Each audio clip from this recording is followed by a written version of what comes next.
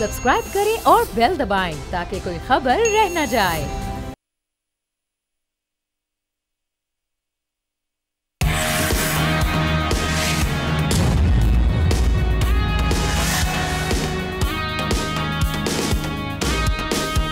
अस्सलामुअलैकुम, आप देख रहे हैं न्यूज़ पंच। मैं हूं आमना खटाना। सुप्रीम कोर्ट ने नाजरीन साबिक वज़ीर आज़म जुल्फ़िकार अली भुट्टो की सज़ाए मौत के फैसले को गैर शफाफ करार दे दिया है। भुट्टो फांसी पर सदारती रेफरेंस में उठाए गए सवालात पर अदालत ने यह कहा कि जुल्फ़िकार अली भुट्टो की सज़ा आइन में दिए गए बुनियादी हुकूक के मुताबिक नहीं थी। भुट्टो को फेयर ट्रायल का मौका नहीं दिया गया, मगर सज़ा को तब्दील करने का कानूनी तरीक़ाकार मौजूद नहीं है। जुल्फ़िकार अली भुट्टो की सज़ा के खिलाफ नज़र सानी दरख्वास्त खारिज हो चुकी है। सुप्रीम कोर्ट का इस हवाले से कहना था कि बेंच के तमाम 9 जजेस की मुत्तफ़िका राय है, हम माजी की गलतियों को दुरुस्त करने के लिए कोश आएँ। अदालती रेफरेंस में मुकदमे के शवाहिद का जायज़ा नहीं ले सकती। अदालत की जानिब से ये कहा गया। सज़ा के इस्लामी उसूलों के मुताबिक होने के सवाल पर अदालत ने कहा कि इस हवाले से कुछ नहीं कह सकते क्योंकि इस बारे में मुआवनत नहीं मिली। अब इस तमाम सूरत हाल में आज के तनाजुर में सवाल ये है कि जुल्फ़िकार अली भुट्टो की सज़ा आइन में दिए गए बुनियादी हुकूक के मुताबिक और क्या भुट्टो केस का फैसला कल अदम करार दिया जा सकता है। फेयर ट्रायल ना करने वालों के खिलाफ क्या कोई कार्रवाई हो सकती है, इस पर हम अपने तज्ज़ियाकारों का टेक लेंगे। मैं तारुफ करवा देती हूँ पैनलिस्ट का। हमारे साथ नज़ीर लगारी साहब कराची स्टूडियोज़ में मौजूद हैं, एहतशामुल हक साहब इस्लामाबाद स्टूडियो से हमें ज्वाइन कर रहे हैं, डॉक्टर दानिश हमारे साथ वीडियो लिंक के ज़रिए हैं, जबकि शहजादा जुल्फ़िकार साहब भी कोयटा से वीडियो लिंक के ज़रिए हमारे साथ होंगे। एहतशाम साहब, आप किस तरह से देख रहे हैं जो आज का फैसला है?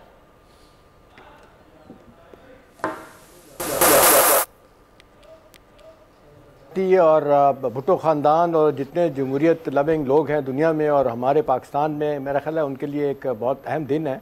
और ख़ास तौर पे भुट्टो ख़ानदान के लिए, पीपल्स पार्टी के लिए मेरा ख्याल है ये जो एक कानूनी, जमहूरी और सियासी फ़तह है, ये मेरा ख्याल है इसमें कितना टाइम लगा। 4 जुलाई 79 को भुट्टो साहब को फांसी दी गई थी, आपको याद है। और फिर आपने देखा 2 अप्रैल 2011 में पीपल्स पार्टी अपने ही हुकूमत के दौरान केस लेके गई थी भुट्टो साहब का रेफरेंस, और 16 साल के बाद आज उसका फ़ैसला सुनाया गया। ये एक अलहदा एक सवाल है हमारी अदालतों पे कि भी 124 में नंबर पे आती है तो क्यों आती है, फ़ैसले डिले किया जाते हैं। अब अगली बात है कि ये सारा कुछ क्यों हुआ। देखें, भुट्टो साहब का सहर आज भी नहीं टूट सका, उनको जिस तरीके से दबाने की कोशिश की गई। मुझे याद है अब सबसे ज़्यादा जमात इस्लामी ने मिल के ज़िया-उल हक के साथ ये काम किया था। प्रोफेसर गफूर नायब अमीर, उनका बयान मौजूद है मरहूम का कि हमने गलत काम किया, हमें भुट्टो साहब की फांसी और उनके ख़िलाफ़ इस ट्रायल की हमायत नहीं करनी चाहिए थी। फिर गुलाम मुस्तफ़ा जतोई, आपने देखा कितने अहम आदमी थे, वो नुसरत भुट्टो मरहूमों को मिले थे, उन्होंने कहा था जी माफ़ी तलाफ़ी करा देते हैं। वो लोग कह रहे हैं माफ़ी कर दें, हम बाहर भेज देते हैं। तो नुसरत भुट्टो ने कहा कि वो नहीं मानेगा, और वो नहीं माना। तो बात यह है कि वो तो अमर हो गया ना सियासी तौर पे, आपने बड़ी कोशिशें करके देख ली। अब सवाल ये है कि जी अब इसके बाद क्या इस तरह की चीज़ें चलनी चाहिए, क्या कोई ऐसे हथकंडे होंगे कि पीपल्स पार्टी या बाकी जो पार्टियां इस तरह चलती हैं उनके खिलाफ आप कुछ कर सके। तो मेरा अपना ख्याल है कि ये एक लिहाज से तो मानना पड़ेगा कि अदालत ने भी अपना रुख ठीक किया और एक बड़ा धब्बा उनके ऊपर था, उसको दूर करने की कोशिश की। और फिर आपको याद है आमना 4 और 3 के उससे ये 4 लोगों ने हमायत की थी, 3 ने मुखालफत की थी, और एक बंदा आखिरी जो मैं दिन में भी कहा था कि अतर मिलान साहब के फादर, नाम भूल रहा हूँ, पेशावर से थे, उन्होंने मुखालफत की थी तो उनकी मैट्रिक की जाली डिग्री निकाल के उनके पीछे डाल दिया था, उनको फारिग कर दिया था। तो मेरा ख्याल है आज ये बहुत बड़ा दिन है जी। इस लिहाज से तो पीपल्स पार्टी सुरखरू हो गई, जमहूरियत को कहने वाले, मानने वाले, सुनने वाले, उनके लिए ये जो बहुत बड़ा दिन है। और दूसरी बात है कि इसका एक इंटरनेशनल पर्सपेक्टिव भी है, हमना में मानना पड़ेगा।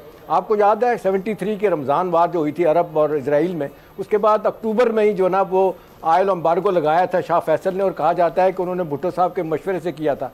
फिर 1974 की एक लैंडमार्क इस्लामी कॉन्फ्रेंस कराई थी, उसके बाद भुट्टो साहब पूरी दुनिया में छा गए थे, और हेनरी क्लिंटन किसिंजर ने कहा था will make a horrible example out of you. तो ठीक है, दुनिया से चलेंगे, लेकिन आज लोगों के दिलों में है। आज का फैसला मेरा ख्याल है ये हमारी तारीख का बड़ा अहम हिस्सा है, और अदालतों के लिए जो अपनी जिसको कहना चाहिए बदनामी दूर की है किसी हद तक। जी डॉक्टर साहब, इस फैसले के बाद आप क्या देख रहे हैं? कुछ हम जिस तरह से आज हमने देखे रिमार्क्स भी सामने आए कि हमें अपनी गलतियों से सीखना होगा, गलतियों को तस्लीम करना होगा, ये इस पे हम अमल भी करेंगे क्या? देखिए, नवाब मोहम्मद अहमद ख़ान के कत्ल के सिलसिले में जो है वो जुल्फ़िकार अली भुट्टो पर ये पर्चा दर्ज किया गया था। जुलाई 1977 को तक तो भुट्टो साहब वज़ीर आज़म थे, इसलिए कोई एक्टिविटीज़ नहीं हुई। लेकिन फिर सितंबर 1977 को चालान पेश किया गया, लाहौर हाई कोर्ट में ट्रायल शुरू हुआ, जो कि सेशन कोर्ट में होना चाहिए था। बहुत बड़ी कानूनी गलती है। मार्च 1978 में भुट्टो को लाहौर हाई कोर्ट ने सजाए मौत दे दी। मैं आपके व्यूवर्स को थोड़ी सी तफसील बताना चाहता हूँ। फरवरी 1979 को सुप्रीम कोर्ट ने भी इस फैसले की तौसीक कर दी, यानी ये सज़ा बरकरार रही, और फिर 4 अप्रैल 1979 को फांसी दे दी गई। 2011 में सदर आसिफ अली जरदारी ने 186 के तहत जो रेफरेंस है सदर का भेजने का इख्तियार उन्होंने कोर्ट को भेजा, और उस वक्त जनाब जस्टिस इफ्तिखार चौधरी साहब ने इसको स्टार्ट किया, लेकिन फिर 2012 में, लेकिन उसके बाद इसको दबा दिया गया, और फिर अब ये 9 रुकनी बेंच ने इसको देखा और इस पे जो फैसला दिया है उस फैसलों में 2-3 चीज़ है। एक तो ये है कि क्योंकि उन्होंने कहा है कि ये पास्ट एंड क्लोज ट्रांजेक्शंस है, और पास्ट एंड क्लोज ट्रांजेक्शन उसको कहते हैं कि जब ये आपका नजर सानी, अपील, ये सारी चीज़ें सुनी जा चुकी हैं। हालांकि कुछ लोगों का ये ख्याल है कि अगर शवाहिद नए हों और सबूत नए आ जाएं तो उसे खोला जा सकता है, ये अलग बहस है। लेकिन यहाँ पर 2 चीज़ें हैं जो बहुत ही इंपॉर्टेंट है जिसके ज़रिए इसको मज़ीद खोला जा सकता है, पीपल्स पार्टी कर सकती है। एक तो पार्लियामेंट से आइन साजी, कानून साजी अगर हो जाए तो बिल्कुल खोला जा सकता है, और दूसरा है क्यूरेटिव रिव्यू। एक क्यूरेटिव रिव्यू होता है, ये आपके लफ्ज़ यूज होता है आपके इसमें जुडिशियल में, कि उसको अगर किया जाए तो ये खुल सकता है, और वो ये है क्यूरेटिव रिव्यू में बता देता हूँ आपके सुनने वालों को कि ये वो होता है कि अपील और नज़रसानी अपील के बाद फिर एक ऐसा मौका किसी तरीके से भी दिया जा सकता हो। अब सवाल ये पैदा होता है कि इस अहम तरीन मुकदमे का क्या रिजल्ट निकला? क्या सिर्फ इस मुकदमे का रिजल्ट ये हो कि ये ट्रायल सही नहीं हुआ? एक अहम तरीन अजीम लीडर को, जो कि पाकिस्तान में, मैं भी इस बात पे क्या बहुत सारे लोग मानते हैं, पूरी दुनिया मानती है कि पाकिस्तान में अगर कोई सही मायनों में कायदे आज़म और लियाकत अली ख़ान के बाद अगर कोई अहम तरीन लीडर पाकिस्तान में आया वो जुल्फ़िकार अली भुट्टो है।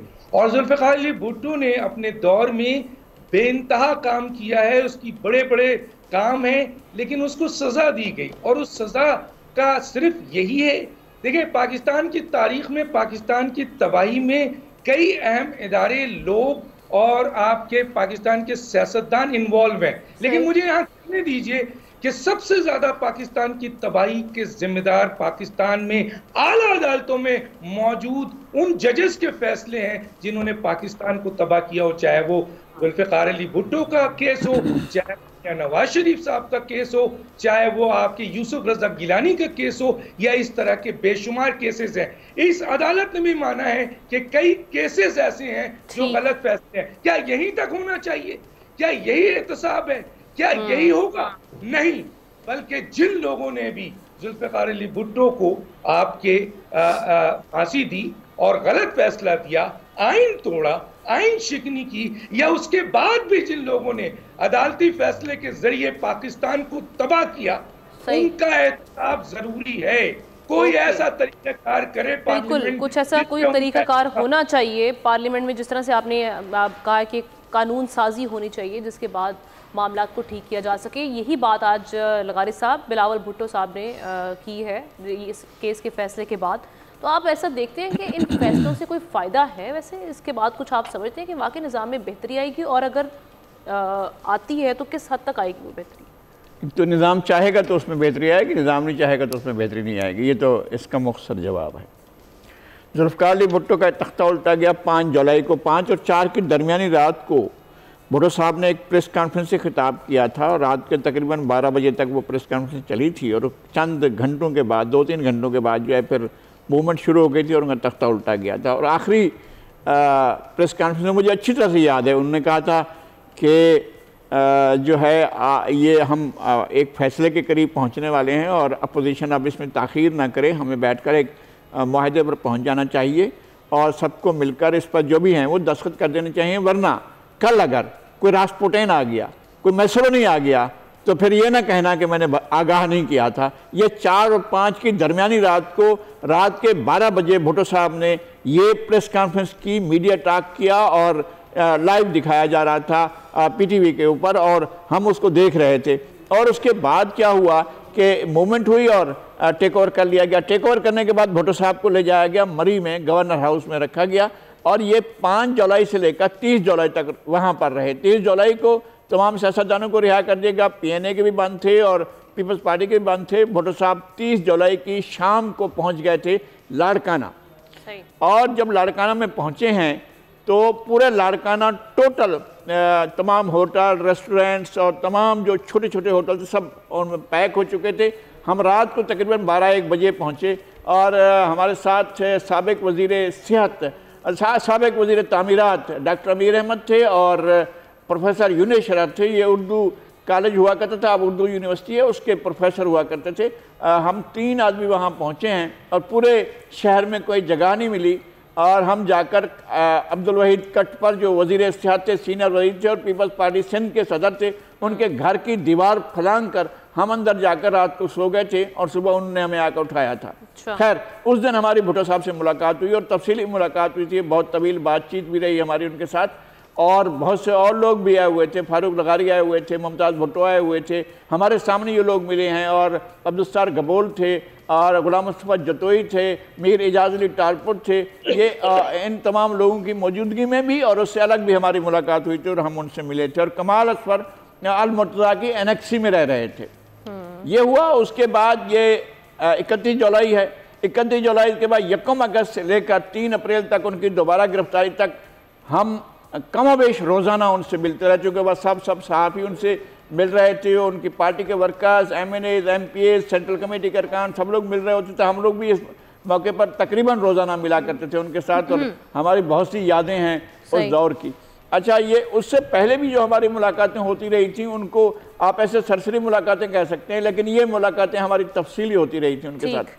तो अब ये गिरफ्तारी क्या हुई है, जब इनको इंडक्ट किया गया और अबूरी चलान पेश किया गया तो सेशन कोर्ट में पेश किया गया और वहाँ से भुट्टो साहब को, अच्छा उससे पहले मैं बता दूं कि जस्टिस शफीउर रहमान का ट्रिब्यूनल भुट्टो साहब को इस केस के ट्रायल से बहुत पहले भुट्टो साहब के अपने दौर में ही एक ट्रिब्यूनल बनाया गया था, एक रुकनी जस्टिस शफीउर रहमान का। वो अपनी फाइंडिंग्स में भुट्टो साहब को ब्री कर चुका था और कह चुका था कि जनाब ये सारा इल्ज़ाम झूठ है और FIR को नल एंड वाइड करार दे चुका था। वो मुर्दा FIR को उठाया गया और इंडक्ट किया गया और इंडक्ट भी नहीं हुआ था, अभी उस वक्त तक तो पेश भी नहीं किया गया था कोर्ट में। अभी ये वो केस में अबूरी चलान भेजा गया तो जस्टिस समदानी के कोर्ट ने भुट्टो साहब को जो है वो बेल दे दी। अब बेल हो चुकी है, अब भुट्टो साहब की गिरफ्तारी इसी कत्ल के मुकदमे में बेल हो चुकी है। अब गिरफ्तारी कैसे होती है, भुट्टो साहब इस्लामाबाद जाते हैं और वहाँ पर जहाँ भी जाते हैं तो उनको नहीं पहुँचने दिया जाता है और अथॉरिटीज़ जो हैं उनको किसी जगह पर जाने नहीं देती हैं। तो वो बगैर किसी और जगह जाने के वो आर्मी हाउस चले गए और जनरल ज़िया के पास डायरेक्ट पहुँच गए और दरवाजे पर जाकर अपना इतला दी कि जी मैं आया हूँ। तो ज़ियाउल हक बाहर आ गया, आपने हुजूर क्या ये किया, कैसे आपने जहमत फरमाई, ये मेरे कैसे नसीब जाग गए, कैसे आप तशरीफ़ लाए, ऐसा मकरू और मकारी के अंदाज में वो उनको साथ लेकर गया और जाकर अंदर बिठाया और भुट्टो साहब ने कहा ये तुमने क्या किया हुआ है, मैं जहाँ जाता हूँ वहाँ पर लोगों को बंद कर दिया जाता है, लोगों को उठा लिया जाता है और चारों तरफ से मेरा घेराव करके। उसने कहा बिल्कुल मैंने नहीं कहा है। उसी वक्त DC को बुलाया, DC ये थे मेहदी, क्या इनका नाम था, या बाद में चीफ सेक्रेटरी भी रहे, यहाँ सिंध में चीफ सेक्रेटरी रहे थे। उनको वहाँ पर बुलवाया, वो डिप्टी कमिश्नर आए और उनको डांट कर पूछा कि भाई ये आप क्यों इनको तंग कर रहे हैं। जुमला ऐड करूँगा जी आमना, एक जुमला ऐड करूँगा सर, करें ताकि फिर मैं जुल्फ़िकार साहब की जाने बढ़ूँ। जी आमना, देखिए पाकिस्तान में माज़रत के साथ अदालतों में फैसले शवाहिद की बुनियाद पे नहीं होते, वो हालात की बुनियाद पे होते हैं। मुझे याद आ रहा है लेट वली खान साहब, अगरचे उनके खिलाफ केसेस भुट्टो साहब ने बनाए, जो भी हुआ उनसे भी पूछा गया था कि जी ये जो ज़ियाउल हक कर रहे हैं क्या है, कहते हैं उसको रात को नींद नहीं आती और वो कब्र एक है और बंदे दो हैं। इसकी एक अलग कहानी है, मैं वो भी बताऊंगा, वो मुझे बहुत अच्छी तरह से मालूम है। ह्यूस्टन की जॉन हेरिंग और वहीं का ही है, ह्यूस्टन का ही चार्ली विल्सन और गस्ट आवराकोटोस, ये 3 CIA के ऑपरेटिव्स थे, यहाँ पर पाकिस्तान में मौजूद थे। और जॉन हेरिंग ने बताया था कि 2 कब्रें हैं, बंदा एक है और कब्रें 2 हैं, बंदे 2 हैं, कब्र एक है। तो आप बताएं ये या तो तुमने जाना है या उसने जाना है। अगर तुम बचना चाहते हो तो तुम्हें देना है। ये जॉन हेरिंग ने उसको कहा था और उस हाथ देखने की माहिर थी। उसने जॉर्डन में भी उसका हाथ देकर कहा था कि तुमने आखिर एक दिन जो है मुल्क का सदर बनना है, मार्शल एडमिनिस्ट्रेटर बनना है, और फिर जो है वो एक पूरी CIA की प्लानिंग के तहत ये सब कुछ हुआ था। बड़ी डिटेल है इसकी। तो मैं ये अर्ज कर रहा था कि भुट्टो साहब का बेल हो गई थी इस केस के अंदर। टाइम सबको दीजिएगा।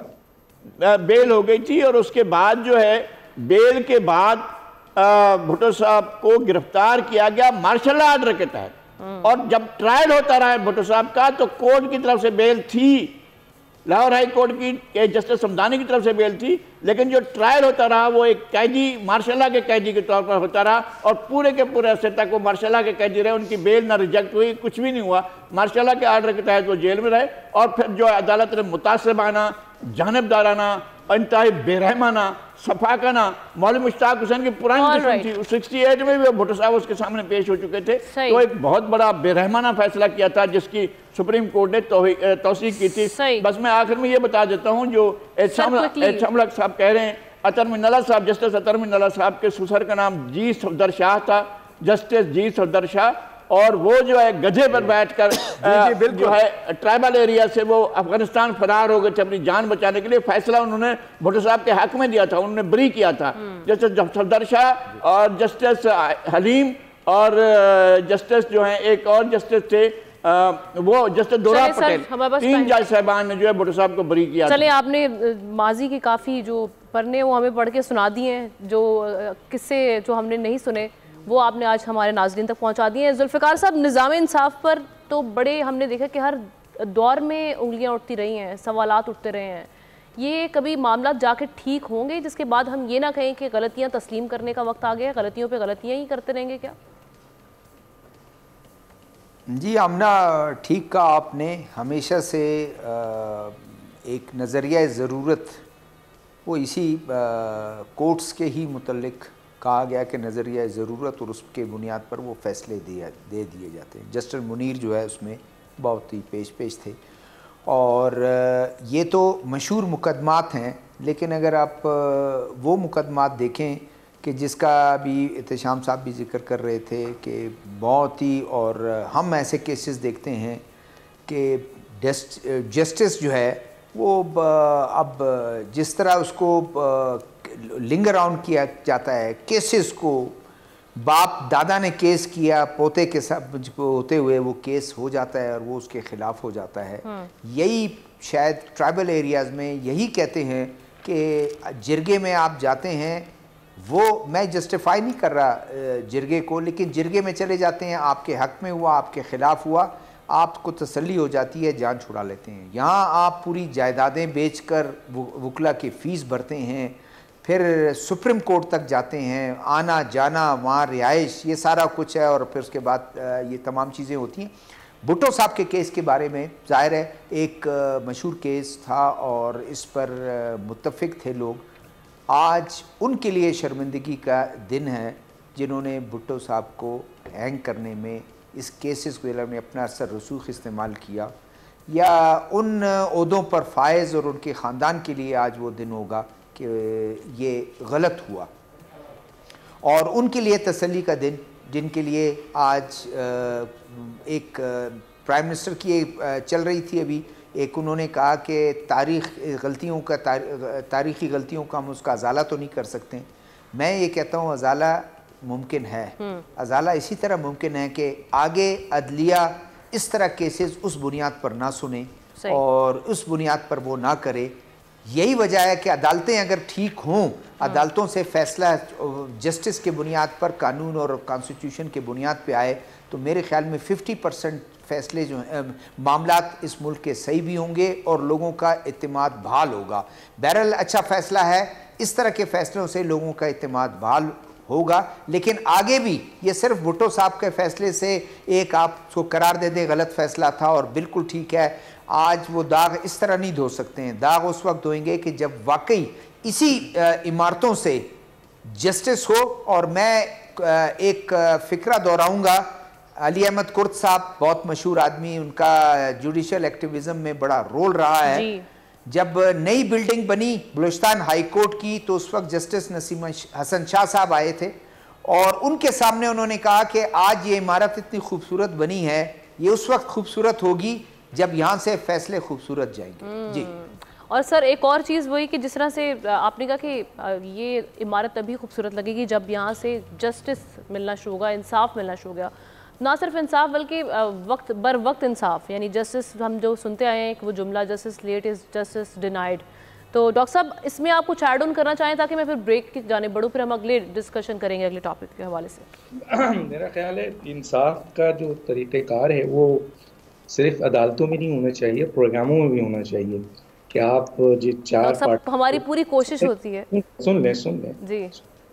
16 साल हो गया मीडिया में एज एंकरिंग करते हुए मुझे, तो अगर इंसाफ की बात हम कर रहे हैं तो हमें भी तो ये देखना है कि हम 4 पार्टिसिपेंट हैं उसको हम चारों को मौका दें, क्योंकि मेरे पास भी एक बहुत बड़ी किताब है पूरी की पूरी, अगर आप कहें तो सुबह तक भी ख़त्म नहीं होगी। लेकिन क्योंकि आपका सवाल था कि ये जो सज़ा दी गई है इसके बारे में क्या है और ये आया कानूनी तौर पर इसको, तो हमें जाहिर है इसको फोकस करना था। बाकी तो जुल्फ़िकार अली भुट्टो साहब की बारे में जितनी बात की जाए कम है, क्योंकि मैंने पहले भी कहा कि ऐसी शख्सियत, ये जो कहते हैं ना कि हो गया फैसला, ये हो गया, फला हो गया, ऐसा हो गया, नहीं नहीं नहीं नहीं। मियां नवाज शरीफ साहब की इलेक्टेड हुकूमत को गिराने से आज पाकिस्तान कहाँ खड़ा है? यूसुफ रज़ा गिलानी की को सज़ा देने पर पाकिस्तान कहाँ गया था? इसी तरह जुल्फ़िकार अली भुट्टो साहब को सज़ा देने पर पाकिस्तान आज तक ठहर नहीं सका। अगर आज जुल्फ़िकार अली भुट्टो इस दुनिया में होते तो जिस तरह उन्होंने कराची को, आज तक कराची को किसी ने, बहुत लोगों ने आबाद किया है, इसमें बहुत से और लोग भी शामिल हैं जिनमें जनाब MQM का भी रोल आता है, परवेज़ मुशर्रफ साहब का भी है, डॉक्टर शतुलबाद का भी है, बाब रहीम का भी है, मुस्तफ़ा कमाल का भी है। लेकिन जो रोल भुट्टो साहब का था वो कोई मुकाबला नहीं कर सकता है। और जो भुट्टो साहब ने अपनी चंद गलतियाँ हुई हैं, सारे लोगों से होती है और सियासतदानों से भी होती है, लेकिन जो भुट्टो साहब दे के चले गए इस मुल्क को, लेकिन अगर भुट्टो साहब रहते, ज़रा तसव्वुर करें कि भुट्टो साहब रहते तो क्या पाकिस्तान आज हमारा यहाँ होता जहाँ हम खड़े हैं? तो ये मामला इतना आसान नहीं है। ये सिर्फ एक कह के कि उनको ट्रायल नहीं हुई है। आप, हाँ, मेरा ख्याल है आपका टाइम हो गया। मेरे जी डॉक्टर साहब, ब्रेक का हमें कहा जा रहा है, एक ब्रेक लेते हैं ना डॉक्टर दानिश, एक जुमला, एक ब्रेक लेते हैं, ब्रेक के बाद आते हैं तो मजीद डिस्कशन करते हैं। Stay with us.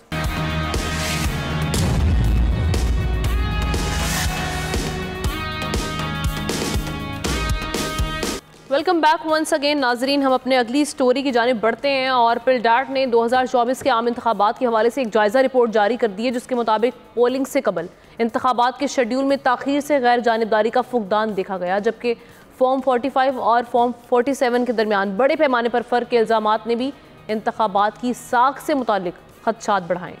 Elections act 2017 के सेक्शन 95(10) के खिलाफ वर्जी ने इलेक्शन की साख को मज़ीद नुकसान पहुँचाया है और SIC को मखसूस नशस्तों की अलॉटमेंट पोलिंग के दिन से लेकर 25 दिनों तक एक बड़ा तनाज़ा बनी रही है। इस हवाले से भी आज हमने देखा कि पेशावर हाई कोर्ट ने भी इलेक्शन कमीशन के मखसूस नशस्तों की अलॉटमेंट के फैसले पर हुक्म इम्तना जारी करते हुए मखसूस नशस्तों पर मुंतखब होने वाले अराकीन असम्बली को हल्फ उठाने से रोक दिया।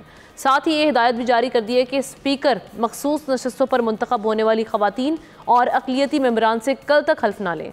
अब हम अपने तज्ज़ियाकारों से ये सवाल, इसका जवाब देने की कोशिश करेंगे कि वो पिलडाट की रिपोर्ट और पेशावर हाई कोर्ट के आज के फैसले को किस तरह से देख रहे हैं, कैसे एनालाइज कर रहे हैं सारी सिचुएशन को। जुल्फ़िकार साहब, आपकी जानिब सबसे पहले बढ़ूंगी, किस तरह से देख रहे हैं आप सारे मामले को? देखिए, पिलडाट एक क्रेडिबल अदारा है और उनकी जो रिपोर्ट या फैफन की रिपोर्ट जो कुछ दिनों पहले आई थी इलेक्शन के दौरान या इलेक्शन के बाद ही, तो इसमें कोई शक नहीं है काफ़ी चीज़ें कमियां हैं, खामियां हैं, गैप्स हैं और बहुत से कॉन्स्टिट्यूंसीज़ में ये शिकायत बहुत ज़्यादा हैं। ख़ुद हम बलूचिस्तान में बैठे हुए हैं, बलूचिस्तान में कोयटा से जिन सीटों पर कभी ऐसे लोग मुंतखब हुए हैं जिनका ताल्लुक़ इंटीरियर बलूचिस्तान से हैं, यहाँ उनके वोटर नहीं हैं, वोट बैंक नहीं है, उनकी पार्टी का कोई वोट नहीं है, मुंतखब हुए, मकरान से जो है वो शख्स मुंतखब हुआ जिनका उस इलाके से ताल्लुक़ नहीं है। हमेशा पॉलिटिकल लीडर उस इलाके से इलेक्शन लड़ता है जहाँ से उसके अपने वोटर्स हों या उसकी पार्टी मकबूल हो वहाँ पर। जिस तरह मौलाना फजलुर रहमान साहब इलेक्शन लड़े पशीन से, बिल्कुल उनकी पार्टी का वहाँ वोट बैंक है, मौलाना साहब ख़ुद बहुत मकबूल हैं उसमें। लेकिन अगर एक ऐसा गैर मारूफ शख्स जिसका जो एक कारोबारी शख्स हो और उसका वो चेहरा ज़ाहिर है ये एक हैं, तो इसी तरह दूसरी तमाम चीज़ों में भी अब तो इलेक्शन हो गया, चीज़ें आगे चली गई, रिवर्स नहीं हो सकती। अलबत्ता वो फोरम्स मौजूद हैं कि लोग वहाँ जाएं, और जिस तरह हम थोड़ी देर पहले अपने पहले सेगमेंट में इंसाफ की बात कर रहे थे, अदालतें बर वक्त इंसाफ करें और बर वक्त इंसाफ करें, उसको डिले ना करें कि 5 साल बाद कासिम सूरी साहब कोयटा से मुंतखब हुए, उनके मुकाबले में जिनका दावा था कि मैं जीत गया हूँ, नवाबज़ादा लश्करी साहब, और उन्होंने सबूत भी दिए। 5 साल तक केस चलता रहा और उसके साथ कुछ नहीं हुआ इंसाफ, और उसके बाद ही फिर उन्होंने वो कर दिया। तो इस तरह से ना हो चीज़ों को। और अब जब ये इलेक्शन कमीशन का जो आखिरी आपने एक लाइन दिया कि इलेक्शन कमीशन का एक फ़ैसला था, उस फैसले के सीटें दूसरे पार्टियों में जो हैं वो डिस्ट्रीब्यूट कर रहे हैं, उस पर एक स्टे आया, उसके बाद देखेंगे वो तो कानून देखेंगे, तमाम चीज़ें उसमें जो हम पहले भी डिस्कस करते रहे। जी सही डॉक्टर साहब, जिस तरह से हम पहले भी ये बात करते रहे और कई ऐसे हमने देखा कि अहम रिपोर्ट से हवाले से सामने आती रही। आज पिलडट ने भी ये कह दिया कि कंट्रोवर्शियल थे ये इलेक्शंस। और दूसरा हम ये देख रहे हैं कि पेशावर हाई कोर्ट का ये फ़ैसला, इस फैसले को आप देख रहे हैं कि ये फ़ैसला रहेगा बरकरार भी या नहीं? देखिए, जुल्फ़िकार साहब ने बड़ी अच्छी बात की है। उसमें एक चीज़ का ऐड कर दूं मैं, जिस केस के बारे में उन्होंने जिक्र किया था वो लश्कर रईसानी साहब ने किया था, और इसमें 55,000 वो जो है वो आपके वोट जाली थे और पाँव के अंगूठे लगाए गए थे, और इसका फ़ैसला आ गया था। ट्रिब्यूनल ने 13 महीने के बाद इसका फ़ैसला दिया था और सुप्रीम कोर्ट ने इसे 5 साल गुजार दिया। ये है इसका मुख्तसर सा। देखिए, Pakistan institute of legislative development and transparency, ये है पिलडैट। ये जिस तरह जुल्फ़िकार साहब ने कहा है कि सब मानते हैं कि ये एक बड़ा क्रेडिबल इदारा है पाकिस्तान का। फॉफिन वो भी एक बड़ा अहम इदारा है, और फ्री एंड फेयर आपके इलेक्शन नेटवर्क है। पाकिस्तान से बाहर जो अहम तरीन इदारे हैं, अखबारात हैं, वो पाकिस्तान के इस इलेक्शंस की लेजिटिमेसी पे सवाल उठा रहे हैं, और ये बता रहे हैं कि ये 2024 का इलेक्शन एक धांधलीशुदा इलेक्शन है। अब इसके बाद आइए कि आपने जो बात की है, उन्होंने बहुत अहम बात की है, वो कोट कर देता हूँ पिलडैट ने। उन्होंने कहा है कि ये पाकिस्तान के सबसे कम मुनसिफाना इलेक्शन है, यानी इसमें सबसे ज़्यादा धांधली हुई है। यहाँ मुझे क्या लेने दीजिए इलेक्शन कमीशन के लिए कि सूरह बकरा की एक आयत है, सुम्मुन बुकुमुन उम्युन फहुम ला युरजून, यानी हमने इन्हें गूंगे, बहरे और सिर्फ बिल्कुल इस तरफ कर दिया है, ये देख नहीं सकते। अभी आपको पता है कि जी फॉर्म 45, 46 और 47 को इन्होंने अपने वेबसाइट पे लगाया, और वेबसाइट पे लगाने के बाद थोड़ी देर में उतार लिया। क्यों? क्योंकि इसमें बहुत बड़ी बड़ी गलतियां पकड़ी गई, उसमें ओवर राइटिंग पकड़ी गई, और ये मैं नहीं कह रहा, पूरी दुनिया देख रही है इसको, और देखा है, और उसके बाद उन्होंने हटा लिया। मैं सिर्फ एक ओवर राइटिंग देखी, उसमें कलम गलत चलाया गया, वो देखिए, उसमें नंबरिंग फिगर्स गलत दिए हैं। मैं सिर्फ एक कोट करते हुए आगे चलता हूँ कि इन्होंने फॉर्म 45 में लिखा, हालांकि हकीकी जो वोट थे वो 280 थे, और इसकी जस्टिफिकेशन भी है, मैं बताता हूँ। 280 को इन्होंने 1280 किया, लेकिन जो कुल वोट थे 280 के हिसाब से, और दूसरों ये जीत गया था कैंडिडेट जिसको 280 मिले, लेकिन बाकियों को 45, 100 वोट मिले, और टोटल वोट हो गए 735। अब 735 टोटल वोट है, लेकिन इन्होंने वो जीतने जो 280 थे 1280 करवा दिया, 1280 बना दिया, लेकिन टोटल वोट में इन्होंने इजाफा नहीं किया। तो ये बेशुमार जो है वो चीज़ें मौजूद हैं। अब सवाल ये पैदा होता है कि क्या पाकिस्तान के इतने अहम इदारे, बैनुल-अक़वामी इदारे, और फिर उसके बाद मैं ना मानूँ, अब मैं ना मानूँ का कोई जवाब नहीं है। मैं यहाँ पर पाकिस्तान आपके सुप्रीम कोर्ट बार एसोसिएशन को कोट कर सकता हूँ, पाकिस्तान बार काउंसिल्स को, जिसमें बड़े बड़े अदालती वकील होते हैं, तो डॉक्टर साहब नतीजा तो सेम ही रहेगा ना, क्या फर्क पड़ता है, सबूत हो कुछ भी हो। इलेक्शन कमीशन को उन्होंने जानिबदार कहा। मैं यहाँ पे बैठ के कह दूं, मैं ना मानूं और सिर्फ ये कि ऐसा होता रहता है, नहीं नहीं नहीं, ये वो इंस्टीट्यूट हैं जो पाकिस्तान के जो बड़े क्रेडिबल हैं, ये बड़े इंस्टीट्यूट हैं, और इनको आप ये कह के कि नहीं जी मैं नहीं मानता, बात नहीं खत्म हो जाती है, और ये भी नहीं हो सकता।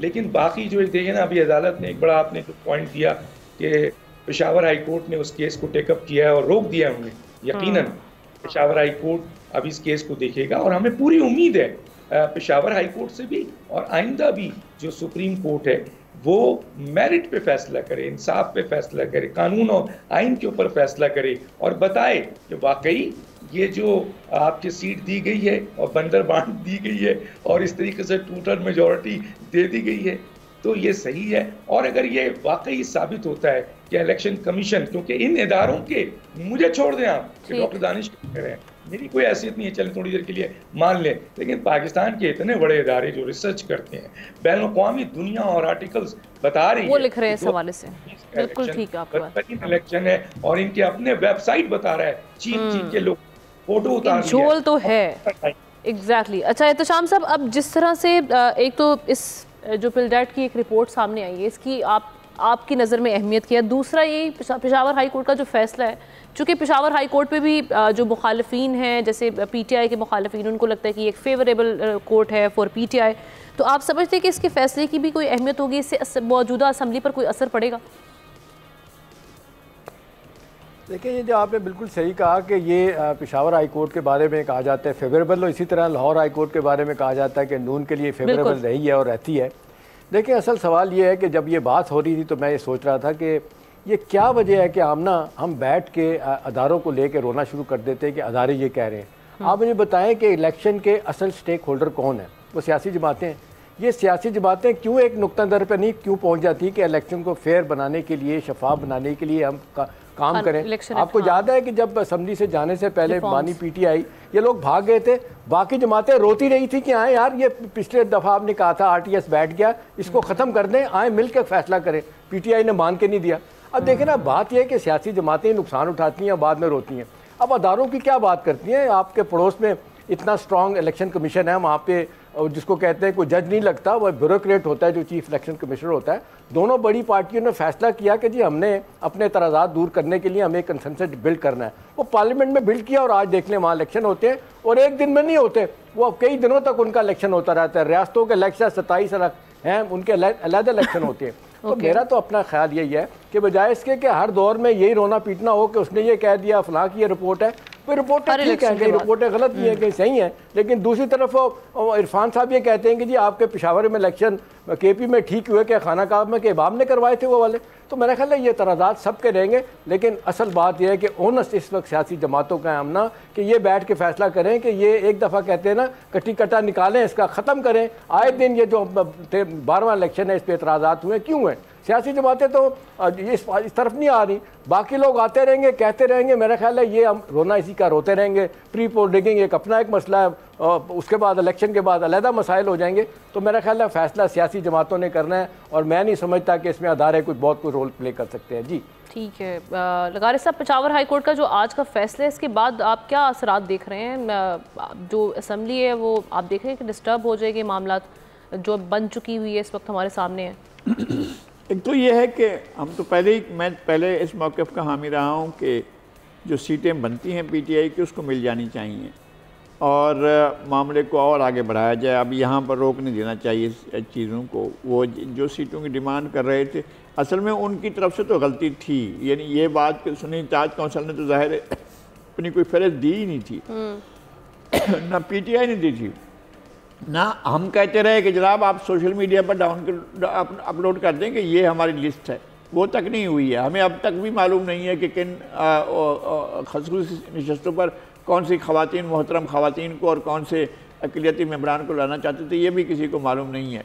बहरहाल ये हो गया है और अब कोर्ट ने स्टे दे दिया है, लेकिन ज़ाहिर है जो भी फैसला होगा वो कानून के मुताबिक होगा और वो आइन के मुताबिक होना चाहिए।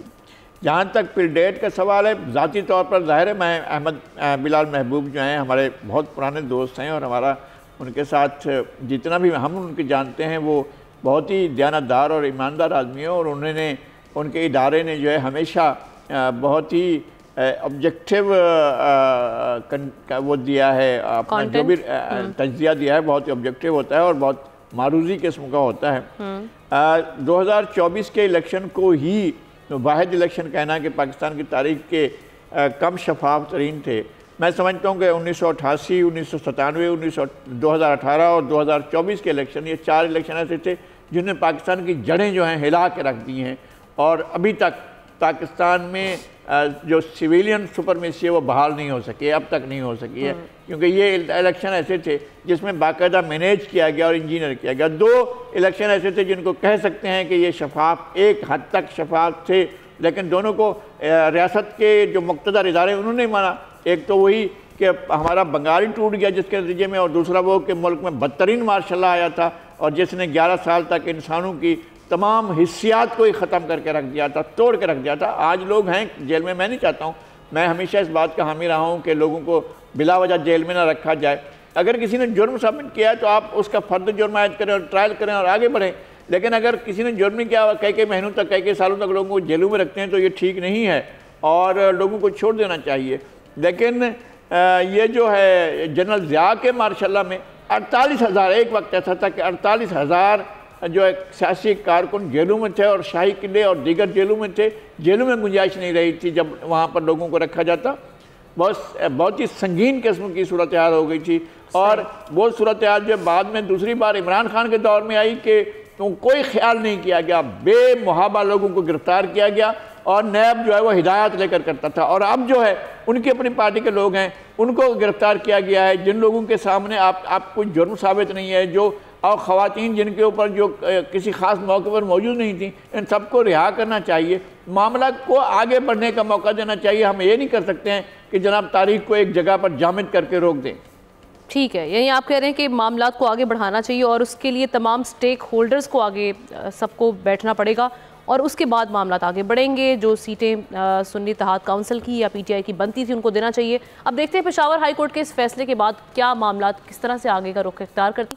प्रोग्राम का वक्त ख़त्म हुआ चाहता है। तमाम मेरे जो प्रोग्राम में शरीक हुए पैनलिस्ट उनका शुक्रिया अदा करूँगी। कल आपकी खिदमत में हाजिर होते हैं। अल्लाह हाफ़िज़।